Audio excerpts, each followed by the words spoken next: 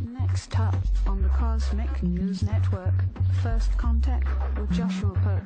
Good morning, Earthlings. Good. How you doing today? Good. How you doing today? Welcome to First Contact Radio. Welcome to First Contact Radio. To talk about all these things I'm talking about is because in life, everything is energy. Every single thing that's out there. Yo, it's First Contact with Joshua Poet. He's the man on the mic, just in case you didn't know it. Covering news from all around the globe, from the weather and space to UFOs. He'll talk politics and make you open your eyes. Conspiracy theories and government lies. He'll dig it all up and try to find the proof. Cause it's time to demand the truth. It's time. First Contact Radio. We have time to demand the truth. It's time. First Contact Radio. We have arrived. It's time. First Contact Radio. It's time to demand First Contact the Radio. truth. We have arrived. First Contact Radio. It's time to demand the truth. That's it. Good morning, Earthlings. How you doing? Welcome back to First Contact Radio. Took a couple days off. I'm back for today, for tomorrow. I won't be here Friday. Next week I'm going to be gone all next week, and I'll be back next Friday as well. So next couple weeks, just, here and there, a couple of spot checks, make sure everything, check in, make sure everything's still operating okay in the world. So let's jump right into it here. Today is the 5th of November. So our sun sign is in Scorpio. Our moon sign is making a transition from Aries to Taurus. So we look over here, we see that 333 is the time when that transition makes its completion. We see that up here we have VC, stands a void of course, which means from about now, started about half hour ago, from about now till 3:33 in the afternoon Pacific Standard Time, we're in this void of course. We've gone through the last phases of Aries from the moon cycle, getting ready to go into Taurus, and we've got this little in-between time, couple hours, just I don't know, it's kind of a chill out time, kind of a time, a waiting period in between the two phases. You understand what I'm saying, right? So that's where we're at this afternoon, morning going into the afternoon. We could see that we have at the moment this opposition taking place between Mercury and the moon sign, which was just going void of course. So it's still in Aries, but it's going void of course into Taurus, where it will be later. So we have this Aries influence opposite the teeter-totter from Mercury, the communicator, the messenger. So Aries wants to be the pioneer. Mercury wants to go out and lead. Two of them have to work it out in the teeter-totter. Hopefully they'll both stay on and no one jumps off, because that throws everything out of balance. Shortly after noon, our sun sign, Scorpio, is going to be in a nice, good, harmonious position, an aspect with Chiron, the wounded healer. So that gives us an opportunity whenever Chiron comes up to take a look at that part of ourselves where we see ourselves as that wounded healer, somebody who has been wounded, somebody who has been hurt, but has moved past the hurts to be able to now heal ourselves and then take the step further to help others. We go through situations in life and people do things that maybe others don't approve of. And then we get critical about such things. However, sometimes it's necessary for those things. For example, let's say somebody who's out there that's drinking heavily. Well, certainly we aren't necessarily hoping to have somebody out there getting all drunk and being alcoholic, but it happens. And let's say somebody is. Sometimes it takes someone who's been down that road to be able to help somebody else who's having that same struggle. And it's like that with many situations in life, that we sometimes need to walk that path to be able to understand, and just because somebody else doesn't necessarily mean anything. So that's what the wounded healer is. We find that part of ourselves.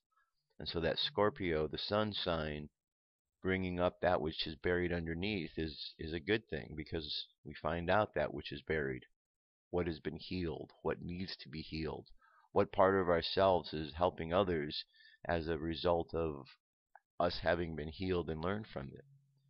Okay, then we have the moon sign going into Taurus, an earth sign, once we get to 3:33, and later this evening, prior to midnight, Neptune is going to jump into the mix, telling us take a new perspective on things. There's an opportunity. So as our dream world comes into perspective, as we're just wrapping up the day here, look at things a little differently as we get ready to go into this full moon tomorrow. Full moon in Taurus. Okay, the Tree of Life. Here's where we're at today. Our numerology. So we've got our Tree of Life just to see where everything is positioned. So we see where our Scorpio is here. Our Sun sign. Our Moon sign, Aries, going into Taurus. And then our numerology is a 5 for today. You get that by adding up the 1 plus 1 plus 5 plus 2 plus 0 plus 1 plus 4. Here we go. Adds up to a 14. 1 plus 4 equals 5. So here would be the 14. Here's the 5. 5 is a Taurus. So we have some synchronicity between our numerology for today and our moon sign. Okay, today let's take a look at temperance, number 14. Okay, because when we add up our numerology, it adds up to a 14 right here. This is a very important aspect. Temperance, the higher self. This is the part of ourselves that helps us to move along the path. The more we are able to be in touch with this higher aspect of ourselves, the more we are able to walk the path more efficiently. The key is attributed to the intelligence of probation or trial. It refers to the testing through which every aspirant must pass before he can reach the heights of initiation. Its object is to determine his temper, his strength. Thus you see that temperance refers to the act of tempering or of making of a properly balanced mixture. It has a distinct reference to equilibration. For the initiate must be perfectly balanced with reference to all of his vehicles. He no longer goes to extremes, but has the mastery of the pairs of opposites because he invariably chooses the middle path between the two extreme courses of action. The rainbow represents the differentiation of light into color by means of water. The angel is androgynous and represents the higher self. He wears the symbol of solar energy upon his brow. The seven-pointed star in the breast represents the works of man, because the seven-sided figure cannot be drawn geometrically but requires the aid of measuring tools. The fire from the torch falls upon the eagle, symbol of water, and the water from the vase falls upon the lion, symbol of fire. Thus we see a representation of the union of opposites, forces in opposite directions. The twin mountain peaks are wisdom and understanding, and the crown above them represents the primal will. Hebrew letter Samek, prop. Fire sign represents Sagittarius. And again, initiation. This is the very important part here. Initiation. Initiation is a very initiation, to initiate, to begin something. So, for example, when we began our study of Kabbalah, as we've done now for a number of weeks on Mondays, when we began the study of it, some of you may not have ever looked at that before, so it was brand new to you.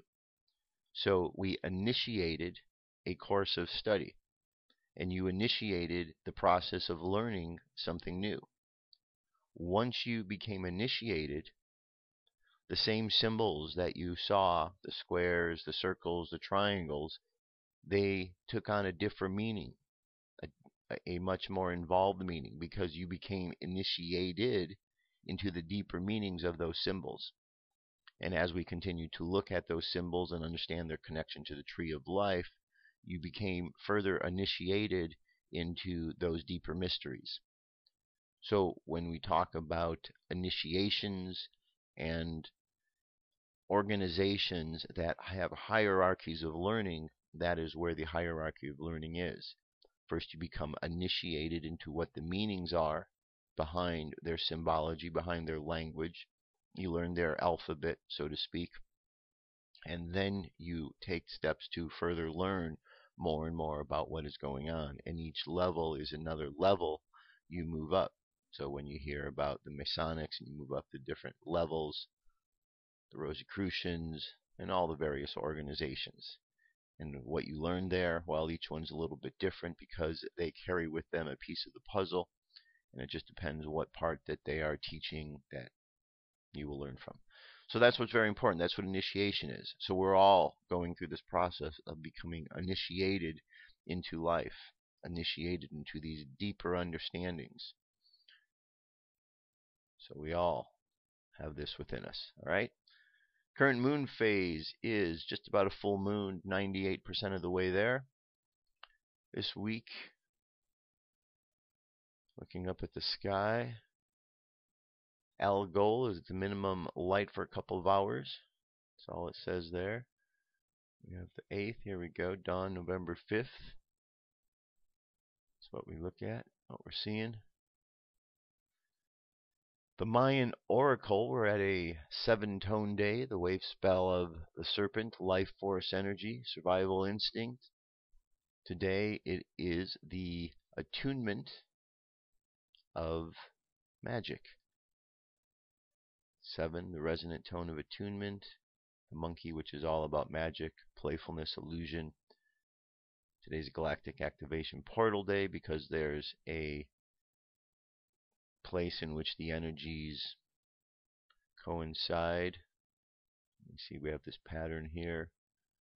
And then the pattern continues down. We're in this middle path here, going down these intense days in a row. So we are at 1, 2, 3, 4, 5, 6, the 7th day in a row of these intense days, Galactic Activation Portal days. Phrase for today is, I channel in order to play inspiring illusion. I seal the process of magic with the resonant tone of attunement. I am guided by the power of abundance. At space weather, solar winds currently at 535.2 kilometers per second. Planetary K-index is unsettled at a 4. No coronal holes facing us. We have one big one dragging along the bottom here. M-class flare up to 55, X-class 10. Mid-latitude, we're only at 20%. It's dropping down. And high latitudes, a little bit lower at 30. Over on the Jewish calendar, today is called 12 Cheshvan. 12 Cheshvan. Daily thought is Seeding Miracles. That's a nice title, Seeding Miracles. When our universe as we know it first emerged, the soil of the earth was imbued with wondrous power, the power to generate life. Place a tiny seed at the ground and it converts the carbon of the air into a mighty redwood. A decomposing seed awakens the power of the infinite. Yet another miracle, even more wondrous, a quiet act of kindness buried in humility, ignites an explosion of godly light. The infinite power is hidden in the humblest of places. Very good. There you go. That gets us started for today energetically, so we know what's up. All right. UFO news is up next. Let's get to it.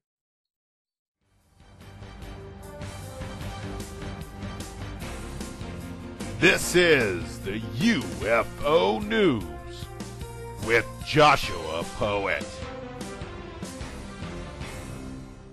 All right, Dirk. Thank you very much.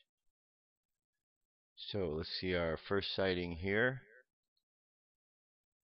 Get this over to the right place. There we go. All right, our first sighting comes to us from Australia. That's quite an object there, huh? You would certainly imagine why someone would think there's something up there in the clouds.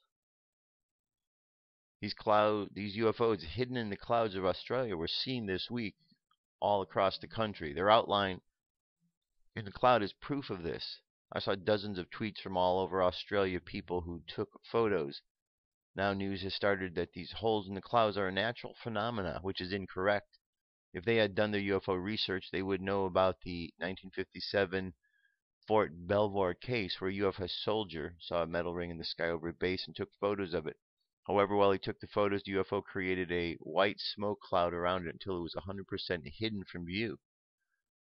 I have a 50 magazine in which this case was first published. Also, the 2006 O'Hare UFO, where hundreds of people saw the gray UFO hover over gate C-17. After a few minutes, it suddenly shot upward as it went through an overhead cloud, leaving a perfect round hole in it for 15 minutes. I can go on, but that's necessary.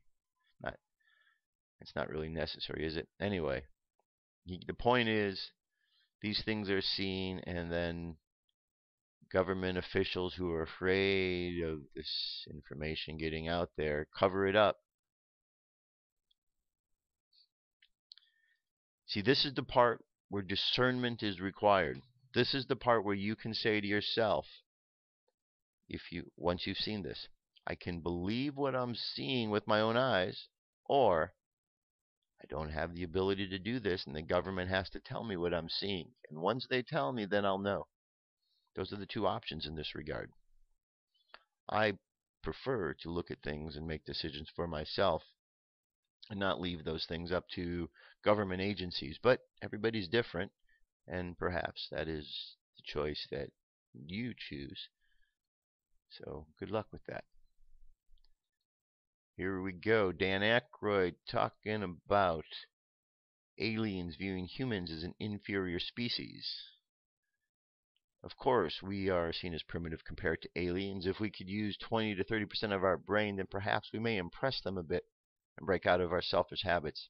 Hopefully, aliens will try to ignore our downfalls and instead focus on our positive aspects like love, passion, kindness towards others, and so on. Humanity has potential. Alright, says Dan Aykroyd is convinced alien life forms refuse to make contact with human race because we are seen as a violent, depraved, disgusting species. The Blues Brothers star is a keen student of extraterrestrial sightings and is adamant he has encountered UFOs on several occasions in the U.S. He even insists that he saw two suspicious objects in the sky as the horrors of the 2001 attack on the World Trade Center in New York were unfolding, and believes that sighting gives a clue to why aliens have not made contact with humans. Aykroyd tells Sunday Times magazine it's because we are a violent species. They don't want anything to do with us. They watch us. There are two white orbs over New Jersey when the second tower went down. They were on CNN for about 2 minutes. They never showed it again. Can you imagine what was going on through their advanced minds when they saw what happened on 9/11? These humans crashing our highest evolution in aviation into our highest evolution in architecture and meteorology. The kids wrecking toys in the sandbox. They are disgusted with us, and rightly so, because we are a depraved, disgusting species. Alright, there you go. That's Dan Aykroyd's view. Jump over here. Sighting at the space station on the 3rd. This one is a little more luminescent. And the other one we saw, this is Scott Waring. He said he was watching the space cam and noticed this glowing object. I was recording at the time and first thought it was the moon, but then I went back to look how it suddenly appears. The moon would move from top of the Earth's location. I saw it many times on live camera. This is different. The UFO just appears out of nowhere and then disappears. Didn't appear from the top of the screen and vanish behind the Earth as the moon does. There it goes. Yeah, it just fades in. Look at that. There it is. Alright, let's move on from there.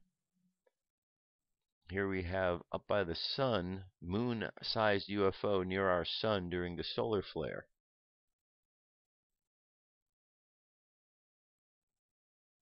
This UFO shows a massive solar flare erupting on just before the moon-sized UFO shoots past our sun. The solar flare caused the ship's cloak to become visible for a few seconds, but it was enough. We have a nice close-up of the UFO. Behind you can see there's a trail of solar particles in the wake. The UFO has a real interesting geometric form to it. Notice the uneven shape with the many right angles. Maybe aliens don't want humanity to know about them yet, but I say, why wait for an invitation? We would not be able to shake their hands, but we sure as heck can track their ships near our sun. Alright, so moon-sized UFO. Very good. Alright, links available to 1 minute and 59-second video. Here we have a story that talks to us about Sri Lanka and alien life on meteorites.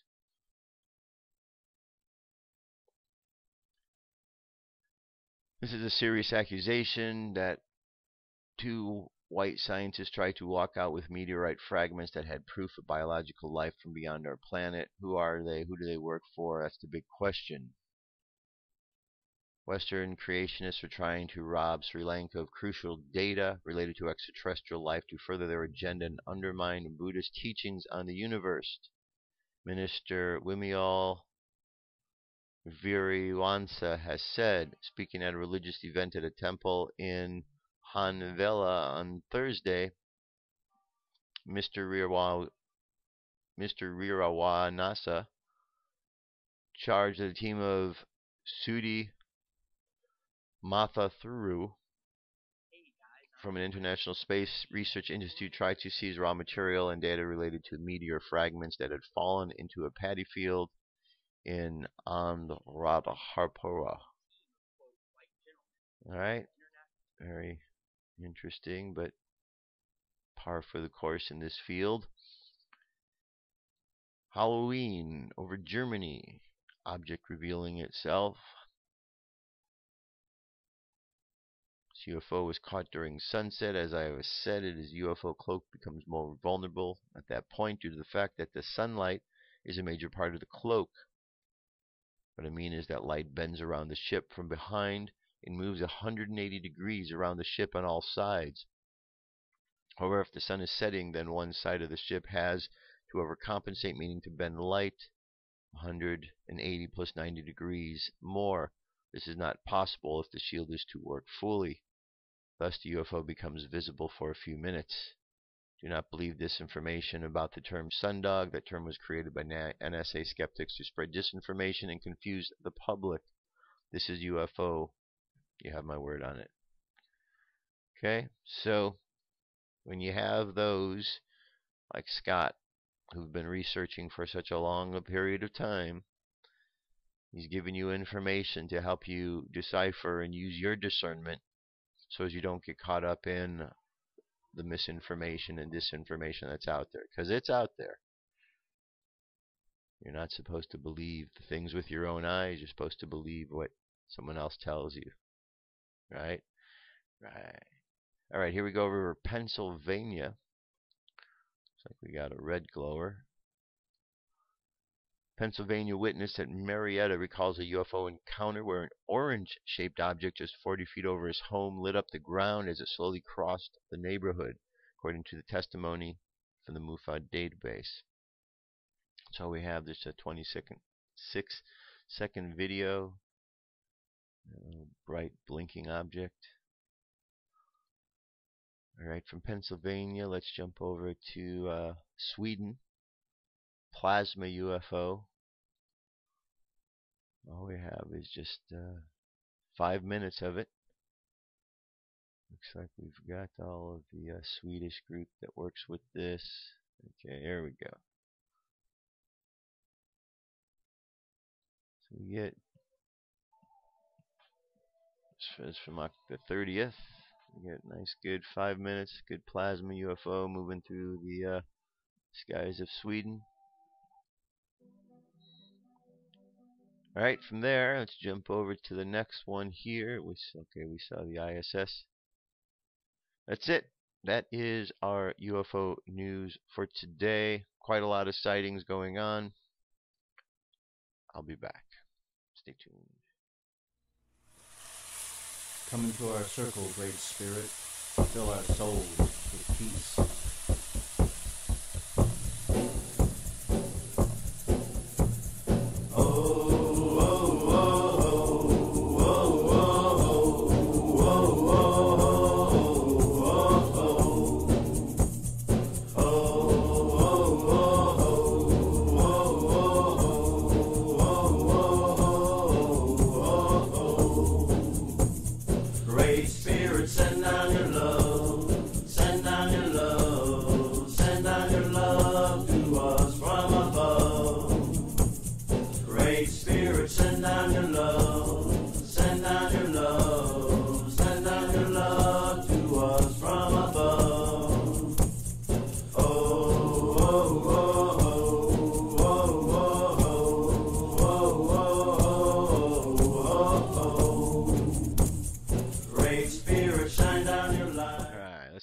on.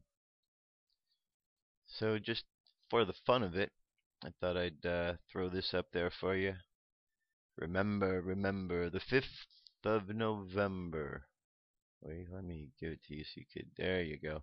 Remember the 5th of November, the gunpowder, treason and plot. I know of no reason why the gunpowder treason should ever be forgot. And you have the whole poem here.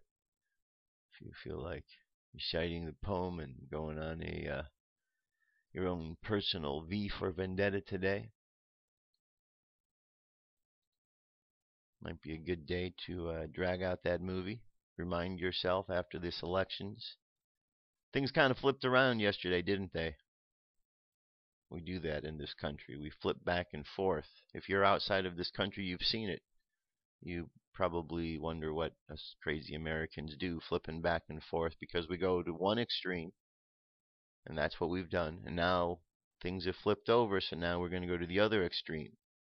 So now we've got the warmongers are going to take more control, so we're going to have more war, whereas the party of slavery is now kind of moving out. And that's what we go back and forth between. The Democratic Party, who historically is the party of slavery, and the Republican Party, which historically is the party of the warmongers. And we go back and forth between these two. And here we are, we're doing it again. But it's part of the fun of this world, right? And in the meantime, the middle path between all of that is the path that we are all working to walk without getting caught up in all the politics, because it seems that all of the political stuff that goes on is really the stuff that's taking place there in Washington, D.C. Maybe, though, if I recall, I see that in Washington, D.C. they legalized the use of marijuana. Maybe after this has been legalized there like that now, maybe they'll be a bit calmer out there in the D.C. area. We'll see. We'll see what's going on. Anyway, that's just a little bit of what's going on in the world. It's important that we're aware of it, but we don't want to get caught up in it, because getting caught up in it means we get caught up in it and it really has no purpose. No purpose, because the world goes on, life goes on, and it's not so cut and dried like politics wants to make it out to be. All right, let's change gears back to Wednesdays. On Wednesdays, I've talked for a while about Atlantis, and then we went from there into Thoth. Today, I brought up a whole bunch of pages for you. So you got a lot of links to look at, to really look at Thoth and Hermes Trismegistus.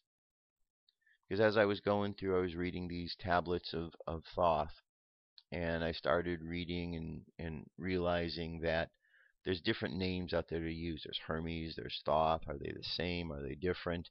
So I thought, since this is there is a connection between them, I thought it would be good to discuss today. So in that regards, I brought up all of these sites. So we're just going to start with this first one here, Hermes Trismegistus. So it starts off with Thoth. The meaning of Thoth's name, Dwiti or Jehuti, represented by the hieroglyph of the ibis, is unknown. Egyptologists proposed he of Dijahut, an unknown location, he of the castle of speech, he who speaks in the temple, messenger, he who selects, he who chooses. Hofner thinks that the DHW could have been the oldest name of the ibis, implying that Thoth would mean he who has the nature of the ibis. Noting nothing uncertain, he seems an accumulation of cognitive deities. The bird perfectly perched on the standard on the slate palettes of the terminal pre-dynastic period, the sacred ibis has a long curved beak suggestive of the crescent moon, the new moon, and the black and white feathering reminiscent of the lunar phases of the waxing and the waning. And this is the head of the ibis.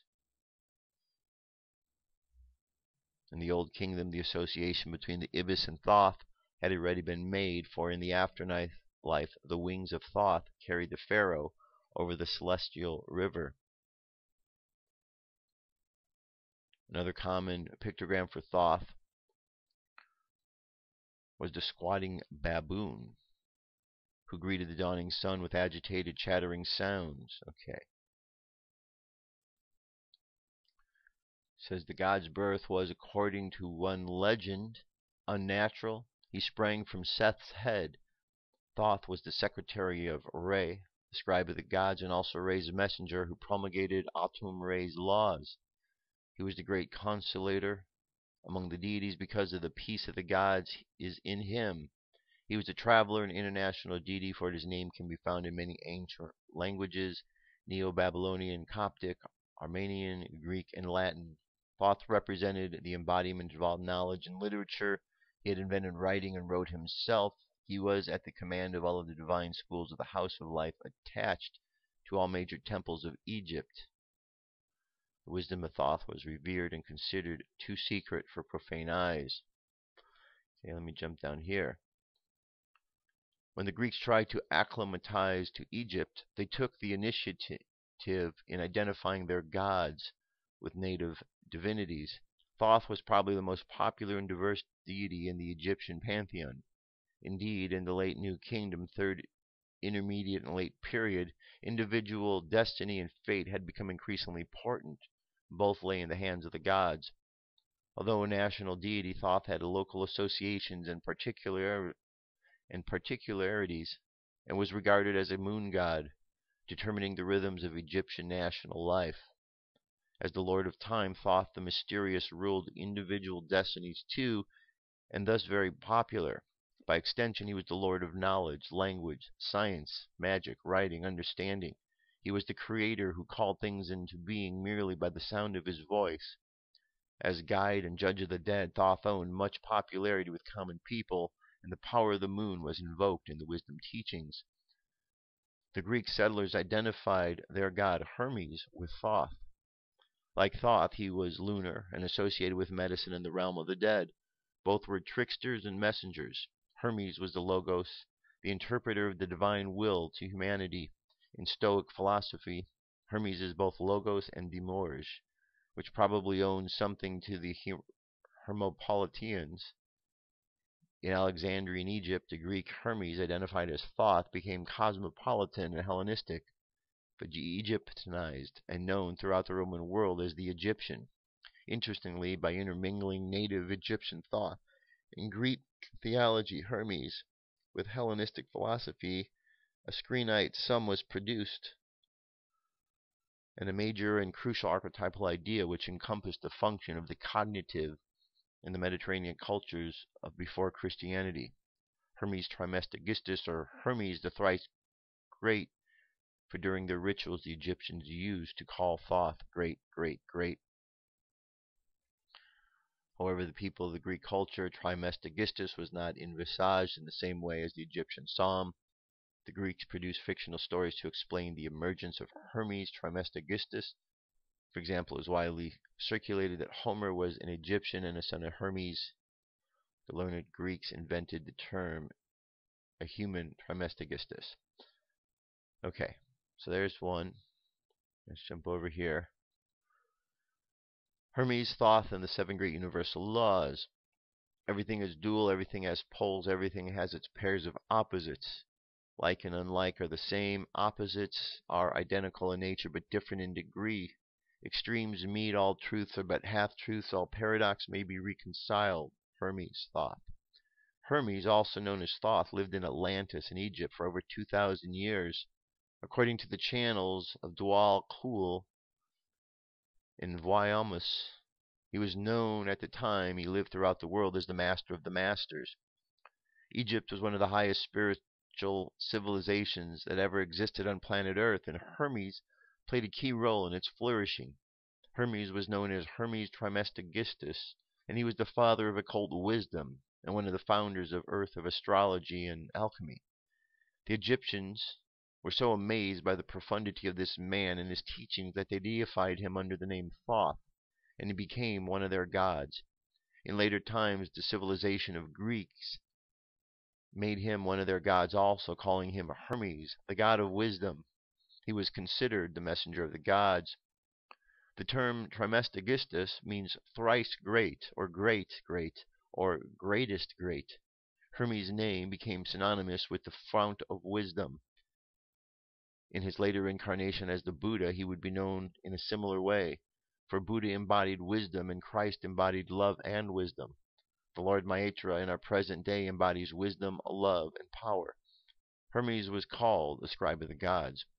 The Hermetic teachings are found in all lands and religions because of the universality of its appeal.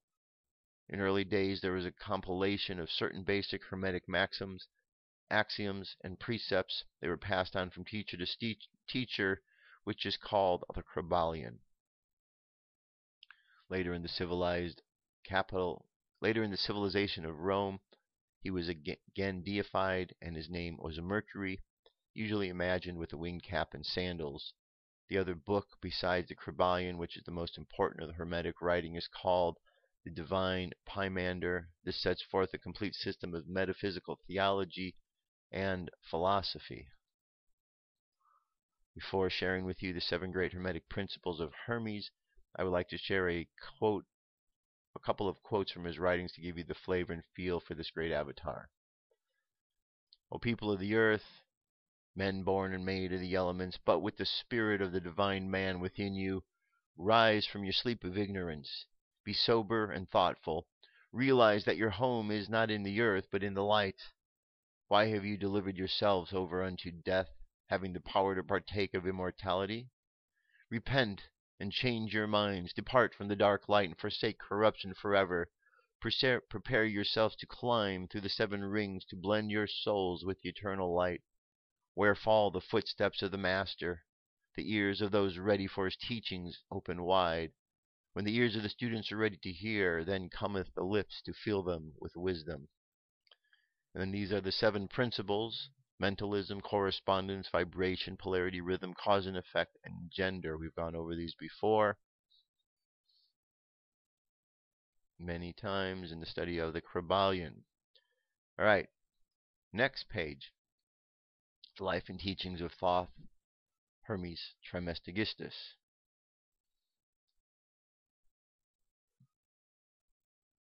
Let's see, where do we want to go here? Thunder rolled, lightning flashed, the veil of the temple was rent from top to bottom. The venerable initiator in his rolls of the blue and gold slowly raised his jeweled wand and pointed with it into the darkness, revealed by the tearing of the silken curtains.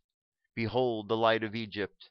The candidate in his plain white robe gazed into the utter blackness found by the 2 great lotus-headed columns between which the veil had hung. As he watched, a luminous haze distributed itself throughout the atmosphere until the air was a mass of shining particles. The face of the neophyte was illumined by the soft glow as he scanned the shimmering cloud for some tangible object. The initiator spoke again. This light which you behold is the sacred luminance of the mysteries. Whence it comes, none knoweth save the master of the light. Behold him! Suddenly through this gleaming mist a figure appeared, surrounded by a flickering greenish sheen. The initiator lowered his wand and, bowing his head, placed one hand edgewise against his breast in humble salutation. The neophyte stepped back in awe, partially blinded by the glory of the revealed figure. Gaining courage, the youth gazed again at the divine one. The form before him was considerably larger than that of a mortal man. The body seemed partly transparent, so that the heart and the brain could be seen pulsating and radiant. As the candidate watched, the heart changed into an ibis, and the brain into a flashing emerald. In his hand this mysterious being bore a winged rod, entwined with serpents. The aged initiator, raising his wand, cried out in a loud voice, "All hail thee, Thoth-Hermes, thrice greatest! All hail thee, Prince of Men! All hail thee who standeth upon the head of Typhon!" At the same instant a hurling, writhing dragon appeared, a hideous monster, part serpent, part crocodile, and part hog. From its mouth and nostrils poured sheets of flame, and horrible sounds echoed throughout the vaulted chambers. Suddenly Hermes struck the advancing reptile with a serpent-wound staff, and snarling cry, the dragon fell upon its side, while the flames about it slowly died away. Hermes placed his foot upon the skull and vanquished Typhoon. The next instant, with a blaze of unbearable glory that sent the neophyte staggering backward against a pillar, the immortal Hermes, followed by streamers of greenish mist, passed through the chamber and faded into nothingness. All right. I'm going to leave. It says, while Hermes still walked the earth with men, he entrusted to his chosen successors the sacred book of Thoth. The work contained the secret process by which the regeneration of humanity was to be accomplished, and also served as the key of the other writings. Nothing definite is known concerning the contents of the book of Thoth, other than in its pages were covered the strange hieroglyphic figures and symbols which gave to those acquainted with their use unlimited power over the spirits of the air and the subterranean deities. When certain areas of the brain are stimulated by the secret processes of the mysteries, the consciousness of man is extended, and he is permitted to behold the immortals and enter into the presence of the superior gods. The Book of Thoth described the method whereby the stimulation was accomplished. In truth, therefore, it was the key to immortality. Okay, let's move on here. We're going to come back to that in a moment.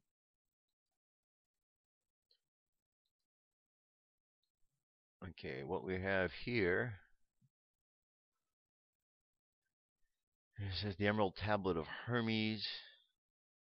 History of the tablet. The tablet probably first appeared in the West editions of the Pseudo-Aristotelian Secretum Secorium, which was actually a translation of the Kitab Sir al-Asara, Book of Advice to Kings, was translated into Latin by Johannes Hispalenus around 1140. Different translations of the book. Okay, these are all different versions and translations of. Well, I'm just going to go to the other page and show you here. Not this one. Here, this is the Emerald Tablet of Hermes, and here's a little bit of 16 pages from Rosicrucian information.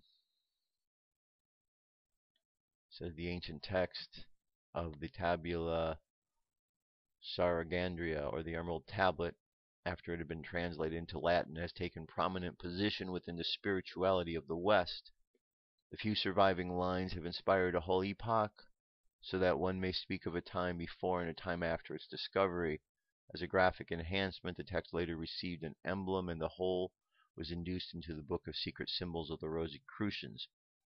After this contribution initially outlines the history of the text of emblems, it will concentrate with the aid of select images from the Rosicrucians and alchemical literature of the late Middle Ages on the interpretation of the individual symbols of the emblem.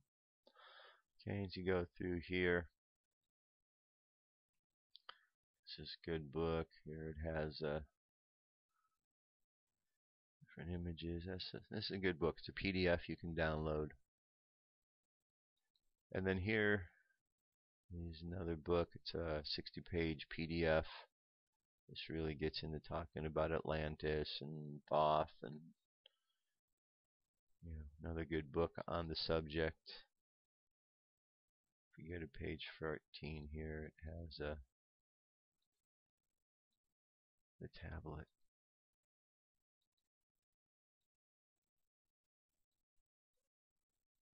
Let's see here. There it is. Okay, so this is a good link. But I want to go back over here to this one. This is the Emerald Tablet of Hermes. This is the one that is the big work of his that really explains in a very simple way. True, without error, certain and most true, that which is above is as that which is below, and that which is below is as that which is above, to perform the miracles of the one thing. And as all things were from the one by the mediation of the one, so from this one thing come all things by adaptation. Its father is the sun, its mother is the moon, and the wind carried it in its belly. The nurse thereof is the earth. It is the Father of all perfection and the consummation of the whole world. Its power is integral if it be turned to earth. Thou shalt separate the earth from the fire and the subtle from the gross. Gently and with much ingenuity, it ascends from earth to heaven and descends again to earth, and receives the power of the superiors and the inferiors. Thus thou hast the glory of the whole world. Therefore let all obscurity flee before thee. This is the strong fortitude of all the fortitudes, overcoming every subtle and penetrating every solid thing. Thus the world was created. Hence are all wonderful adaptations, of which this is the manner. Therefore I am called Hermes, the thrice great. The three parts of the philosophy of the whole world that is finished, which what I have concerning the operation of the sun. And what you'll find as you read through this, you notice that it says, it ascends from earth to heaven and descends again to earth and receives the power of the superiors and the inferiors. Well, if you recall from our Kabbalistic studies, we have the superiors and the inferiors within there. So you start to see, and these words start to make a different sense because you have been initiated into some of these meanings.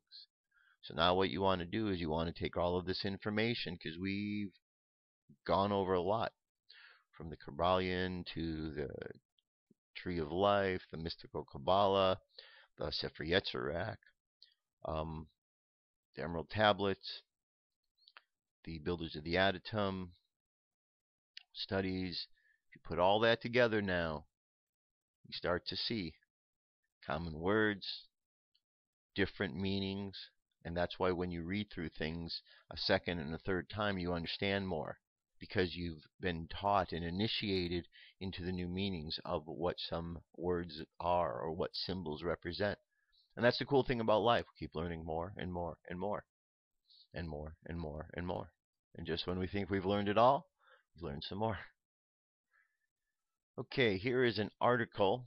This is from Michelle Welling over at In5D. It is called What Happens When the Veil Lifts. As the vibration of the planet continues to increase, we are finding it harder to deal with the challenges in our reality. As the Dark Ones desperately vie for our attention and compliance, extreme challenges will eventually serve to awaken those who are still caught in the black magic spell. Is this in preparation for a lifting of the veil of forgetfulness? Is it possible that for this particular game of extreme duality to end, we need to face challenges that would force us to question our reality? In order to lessen the surprise of the fact that we have been slaves on this planet, wouldn't it be easier to slowly take in the big picture? If we were able to see who we are and who we have ever been in the instant, we would probably be very confused and frightened. Many of us who are searching for answers are doing so because we have been triggered to question our reality, which leads to slowly lifting the veil. I have realized that I have been spoon-fed the truth a little at a time, and yesterday's truth may not be today's. This is because reality is changing moment by moment, and we are actually changing the past by our choices in the now. When the veil completely lifts, the blocks that have been tied to stifle the connection with Source will be dissolved. When the veil lifts, we will experience instant manifestation. For a period of time, we'll have trained wheels before we can be ready for a light body. If a person has not awakened to what is happening with the planet and humanity, they may truly be steeped in fear. Their worst nightmares may manifest, and there will be those who are prepared for this, that will be ready to help.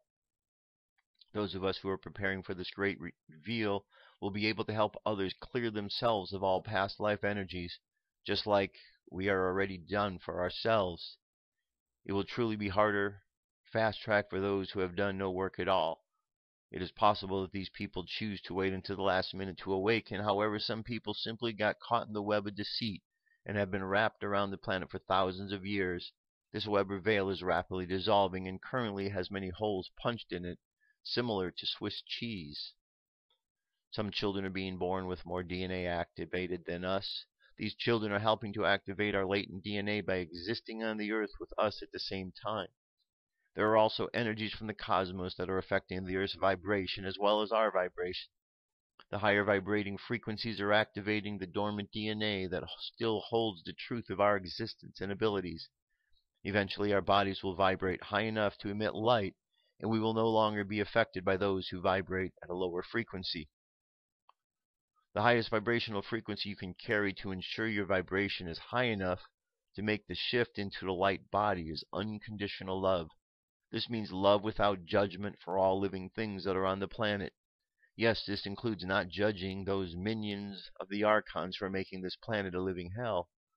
While some of these minions are completely aware of what they are doing on this planet, I have a feeling that very few actually realize what has happened. I have met many people who work in the oil field industry, and they have been brainwashed for the love of money, security, and survival. The cost of living to raise a family has risen dramatically over the past 40 years, and the oil and gas industry is one of the best paying fields around the world. I began to realize that many of these people are truly under the spell, and inside are really good people who are tricked into choosing to ignore the detriment to the environment. When these people, as well as the loved ones, experience the all-knowing reality of the veil lifting, they will be in the big surprise. I can imagine that many of them will need to transmute some energies of self-imposed guilt for what they have contributed or ignored. When the veil lifts, there will be no secrets. We will once again have access to the Akashic records within our DNA, and we will be able to verify the various agendas vying for control of our planet. Just like the movie They Live, we will also be able to identify the DNA hybrids that have 50% or more reptilian DNA. Those that have been working for the service to self will be caught with their pants down and will not be a pretty sight. Okay, there's more to the article here.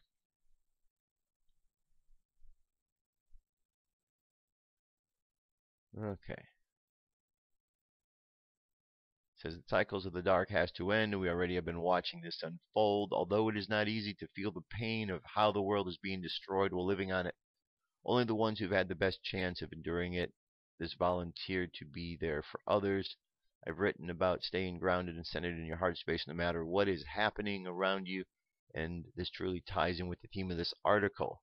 If things unfold like we've been told, we will have no problem controlling our thoughts when the veil lifts. Practice allowing your heart to lead your brain and not the other way around. This will make the transition seamless and will allow you to get right to work in helping others who may struggle with the truth. That's the big key, my friends. That's the key. You know, there is a change going on. We know it. I know it. You know it. Not everybody does know it, though. People are caught up. We see them every day, the people that are caught up in this world and unaware of what's taking place. So for those of us who are choosing to live with this mindset, we just need to go and we need to be strong. And I know you say, well, that sounds easier than said than done. Not really. You just say it and you do it. You be strong. You put on the armor of God. There's nothing to fear out there in the world except the fears that they're trying to push out to you to keep you out of balance. But once you study, as we've been doing, what makes the universe tick, we realize that these things of the physical world, they don't even compare. They're just little distractions along the way to keep us from focusing on what's important. All right, here's our channeled message for today. Salusa. October 31st, 2014, by Mike Quincy. Salusa. We will reiterate that nothing can change your destiny to leave the lower dimension behind, except that you lose your way and cannot lift up out of it. The opportunities to rise up are unlimited, and if you are on that path you should already have made such progress, that you have established yourself in the level of vibrations that will see you safely through. You will get all the encouragement you need, and as your level of consciousness increases, so you will achieve a greater understanding of what you need to do. Keep in the light that you surround yourself with, and know that you are secure within and safeguarded from any attempt to interfere with your plan for ascension. Allow the lower vibrations to pass you by without becoming involved in them. The turmoil that many countries are going through is a sign that they have tried to solve their problems or differences by force, which will never be the answer to such situations. They will come round time and time again, until it is realized that only cooperation will achieve a solution that will bring lasting peace. Your history is a monumental testament of repeated attempts to rule by force, and shows that peace achieved by such methods is never lasting. The answer to all such problems is the application of love and the understanding that you are all one. Yes, we know that until people are ready to respond in this way you will not get far, but all solutions have a beginning when the seeds are sown. Love is a most powerful energy that can bring about miracles when all hope seems to be lost. It is therefore important that those who can provide and share the higher energies are dedicated to their role. After many lives in the lower vibrations you are able to meet the challenge that they present, and as you progress matters will seem easier to deal with. They are helped by the incoming higher energies that are being beamed to Earth from other civilizations. Be assured that many of them are aware of your plight and most pleased to have the opportunity to assist. Indeed, when you have successfully achieved ascension many civilizations will joyously await their invitation to meet you. There will be a gradual coming together which is consistent with you taking your place in the cosmos. However, much has to precede such times, but you are on course to rise up and become cosmic beings. These are wonderful times to be associated with Earth and her journey into the higher vibrations. Many souls would have liked to be part of the experience, but you who have been selected are the ones that are best suited to the tasks ahead. You are much more than you are aware at present, and it is as though you are coming out of a dream state.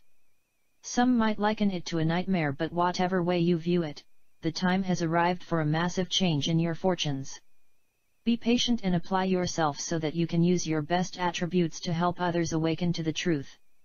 Many souls are unaware that there is no such thing as total death, as the soul is immortal. You may cloak yourselves differently to experience particular lives according to your needs, but always the soul is supreme and holding the light of love. We are both surprised and pleased that you have taken on your tasks with such commitment. Instinctively you know the importance of this time and your joint efforts are achieving success beyond your knowing. So never lose faith in your ability and know that you have much help to ensure you cope with the demands upon you. As you open up you will find that you have far greater abilities than you imagined. It is the reason you were selected for the end times, and we know that you will succeed in your tasks. Indeed, for some of you this time round will not be your first experience, and for that reason you may find yourselves on familiar ground. Be aware that the importance of the present time for you and Mother Earth has not gone unnoticed, and beings from many civilizations are gathered to observe your ascension. We remind you that it will be the first occasion that you will have risen up, without making the transition through the death of the body. There will be so much to learn that will be new to you, and it will set you on the path to being a cosmic being. That is of course quite a way ahead, but we would like you to know what you might expect in the higher vibrations. Every effort you put in now will be well rewarded and you will not regret a single moment. Meantime you will be gradually enlightened as to the changes that will be the first of many, and they will help you to quickly adjust to the new vibrations. This is where we can be of great assistance and share with you the benefit of our experience. We want to help you make up for lost time where you have been held back, and quickly introduce you to the many advancements that will speed up your transition to the higher realms. It is not given to any individual to know the life plan of another soul. You should therefore exercise caution when judging another soul, as you cannot know what the future holds for them. Each of you have made your commitments where your progress is concerned. They are tempered by karmic needs that are neither good or bad as you would term them. All karma, no matter who it involves, will provide the lessons that will help the soul to evolve. So treat all experiences as essential to your development and upliftment. I am Salusa from Sirius, and pleased that our contact with you has helped your evolution. Bear in mind that we have been drawing ever closer to you for some 70 years, and in that time we have noted your rapid growth in consciousness. It will continue as the vibrations keep on rising up, and in time they will enable you to completely leave the lower ones behind. I wish you continued success in your work on behalf of the light, and the love that you spread around you. Thank you. Alright, thank you, Salusa. Good message. So, one thing comes to mind with that message. Do you notice that in these channeled messages, there is a message that we are being watched, we are being guided, we have friends out there? It's a little different message than the message that Dan Aykroyd presented. So his research may have shown him one thing, but I would bet that he's also learned a bit more about other races and that his thoughts weren't fully expressed in that article. I believe, I would have to imagine he's a smart guy. He studied the field for some time, so he'd have to understand. And so that's kind of the gist of what's out there. There's a whole realm of thought. But for those who are paying attention, we keep seeing the thought that tells us we're going through a change, we're going through a shift, and all we have to do is pay attention as the shift is happening. That brings us to our meditation for today, so close your eyes, take a deep breath, and exhale. Take another deep breath, and exhale again. Take another deep breath, exhale. Contemplate the words of today's affirmation. I focus on what to do next instead of dwelling on what went wrong. So as we look at the world today, we focus on what is next. And in that focusing on what is next is implied the understanding that the moment that we just came from was correct. That there was no wrong, because the path led us to where we are at this moment. So as we learn to look at life from a non-judgmental perspective, we start to understand how life guides us along, moves us to where we need to be. And it is only our judgments that get in the way of us seeing the method of the universe. So we imagine ourselves moving along the path, completely stepping out of our way, so our higher self can guide us. And as our higher self looks at the world through clear, focused vision, this vision is interpreted by our subconscious to our conscious mind.